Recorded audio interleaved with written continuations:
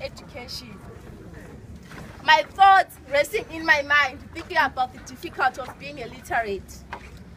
Education is becoming a burden for parents and children. Spending long hours at school, exhausted of learning and finding it all hard to grasp all the information. Education is becoming a crime for us children. Parents devastated and hated by threats from debt collectors, promising them to take what we all have. Has this new learning gone this far to confuse both parents and their children? Am I listening to what is taught, or do I pretend to listen? Just confused and confused like any other children. Thank you. Woza moya? Woza. Woza moya? Woza. Woza moya? Woza. Ipoem le igcile ku new curriculum. Ukuthi seyiqeda isikhathi esikolo. Amathisha kaselanda uyachayisa ngo4.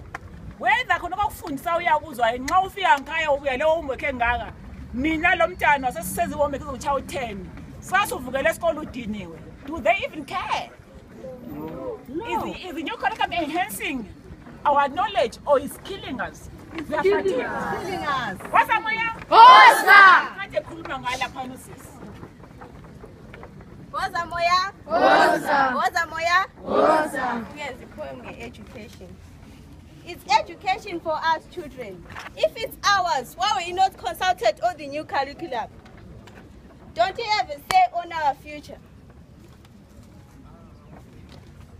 Our fellow peers are covered by a thick dark cloud of illiteracy, yet education is for free. Is education not the right for every child? eWOZA. From being the fountain of education to now leading to Norway, whom have we offended as children to witness such changes? Our future is now in danger, but no one cares.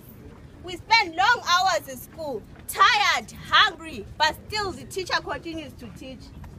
All the change is now becoming the responsibility of parents. How? Why? Where is our loving government? Where is our protector, the Constitution? Why? Thank you.